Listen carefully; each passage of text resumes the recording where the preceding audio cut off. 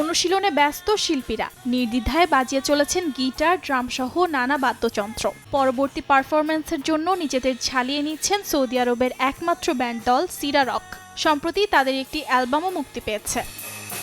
সিরা rock ব্যান্ডের সদস্য ৬ জন। Classical আরবি গানের সঙ্গে নিজেদের সুরের মিশ্রণে এক একটি গান তৈরি করেছেন তারা। ব্যান্ড দলটির সদস্যদের দাবি, গানগুলো সৌদির সঙ্গীত জগতে নতুন মাত্রা যোগ করবে। My family, my friends, my community have been very, very supportive.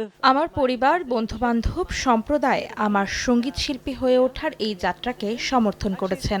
এই গিটারটি সেই গিটার যা আমি বাজিয়েছিলাম আমার প্রথম শোয়ের সময়ে। এই গিটারটি আমার মা 15 কিংবা 16 বছর বয়সে উপহার হিসেবে আমাকে দিয়েছিলেন। My mother when I was 15-16. ডিসেম্বরের ৪ তারিখ মুক্তি পাওয়া সিরা ব্যান্ড শুধুমাত্র সঙ্গীত জগতেরই নয়, এটি সৌদি আরবের সাংস্কৃতিক অঙ্গনে নারীদের ক্রমবর্ধমান ভূমিকার একটি নিদর্শন বলে মনে করেন ব্যান্ডের শিল্পীরা। অর্চিতা শেহজিন, সময় সংবাদ।